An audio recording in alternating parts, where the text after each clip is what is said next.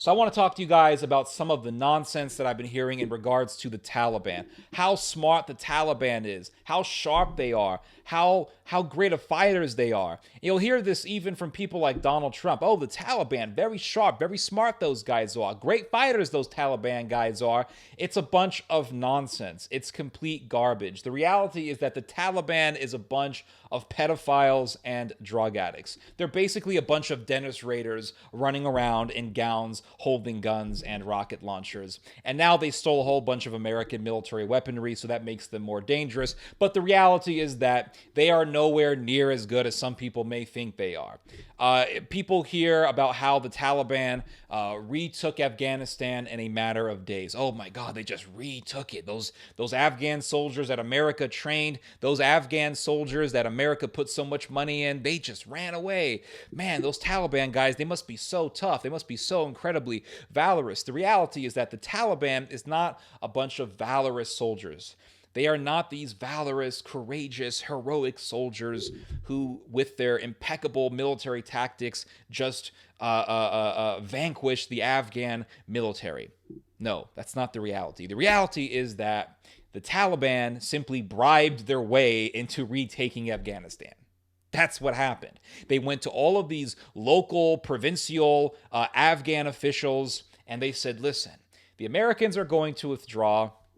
So we're going to pay you money so that when we want to retake Afghanistan, you guys just surrender. Deal? Deal.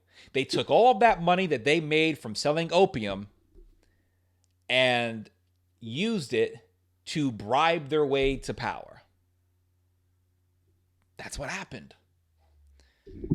It's not like they won with valor and military strategy. They're a bunch of psychopaths, drug dealers, and drug addicts and pedophiles who want the world to think that they're fighting for some glorious cause.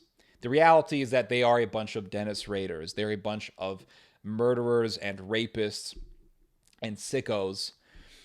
They're not these sharp, wonderful fighters, very smart guys that some people may think they are. And it really just goes to show you how messed up Afghanistan is, right?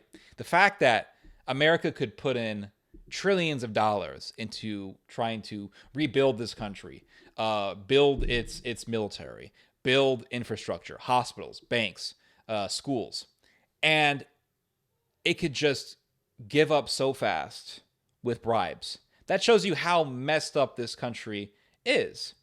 And it made me think, I was thinking about this today. It made me think about all of the people in America who bitch and complain about how tough life is in America, right? How bad it is. It's so tough. Americans are struggling.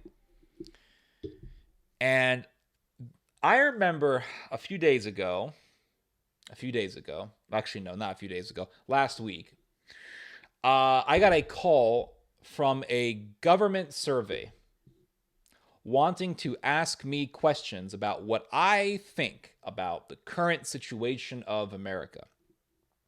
And I thought that I was going to have a little fun. As soon as I saw the number on the screen and that my cell phone was telling me that this is likely a scam, I immediately thought, I didn't know it was a government survey. Actually, no, it didn't say it was a scam, but it just put the number in there, right? But because most of the phone calls that I get are scams, I thought must be a scam. So I thought I'm gonna be, because usually I pretend to be an Indian guy and I scam them, like I scam them back with my own fake accent, and they think I'm actually Indian or Pakistani or Bangladeshi. I thought that I would pretend to be an Eastern European immigrant who loves the Republican Party and hates the Democrats. I thought that I would have fun with this. I should have gotten it on recording. It was pretty damn funny. But it was just a thing of the moment, spare of the moment type of thing. So couldn't really just get on my computer and do it. If I did, it would have been... If I did, you guys would not have gotten the beginning of it. But anyway, I'll try next time to do that.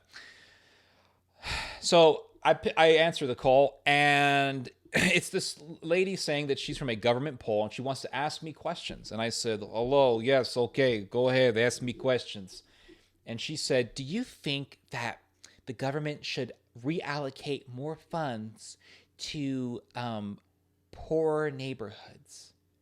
And I said, no, because let me tell you, have you been to any one of these neighborhoods? Very scary. I feel like I am in war zone in Balkans. Very scary.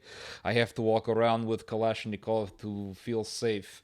But no, I cannot support such an idea because look at what happened in Afghanistan. They put over $2 trillion in Afghanistan and country is still garbage. You think that you will help very poor neighborhood just by pouring in money? It takes more than that.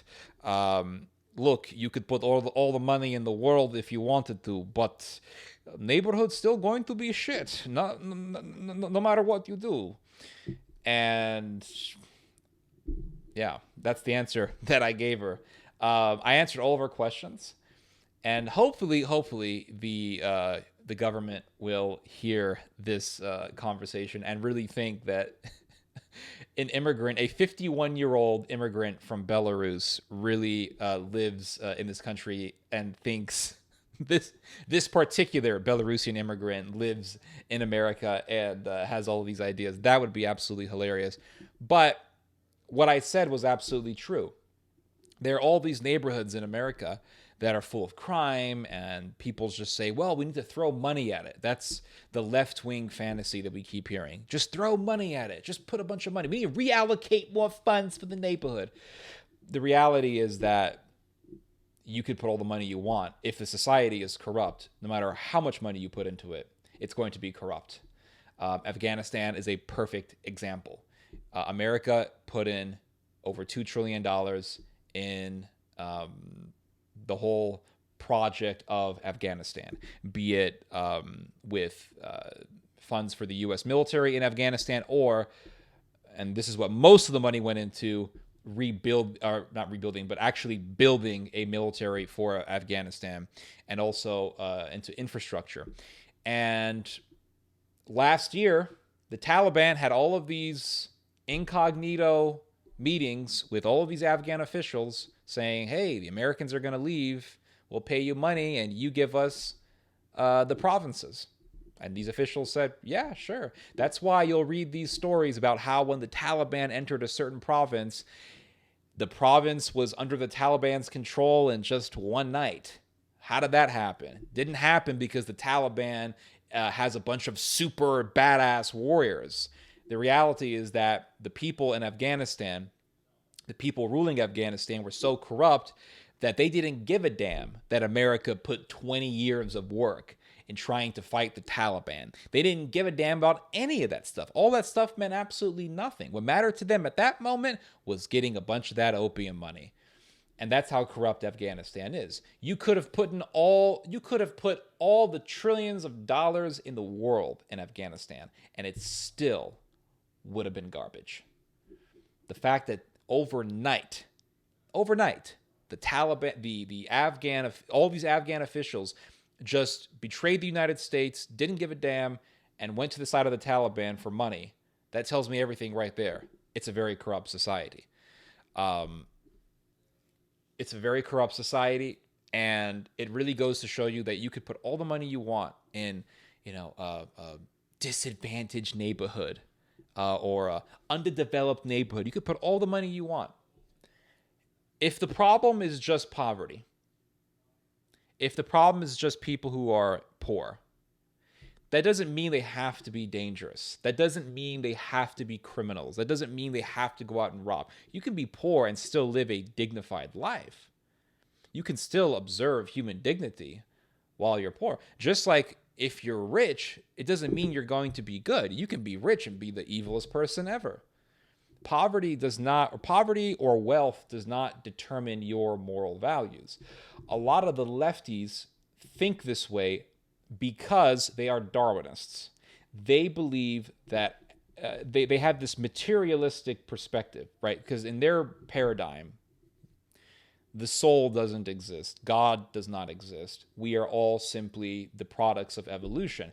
And if we are all controlled by our biological inclinations, our biological impulses, then that means that material things outside of us are what dictate our actions. So in this particular paradigm, it's money. Money is what determines your actions. If you are poor, then that means that you're going to be a criminal. That means you're going to go out and rob. And if you just have enough money, then you'll stop. The reality is that none of this has to do with money. It all has to do with moral character. It all has to do with your moral compass. That is the reality of it all. You could put all the money you want, still not going to fix the situation. The only people in these bad neighborhoods who can fix the problem are the people themselves. That's it. But nobody wants to acknowledge that. But what happened in Afghanistan is a demonstration as to how the left-wing idea of just putting money in a problem is nonsense. Anyway, you guys just heard some theology. God bless.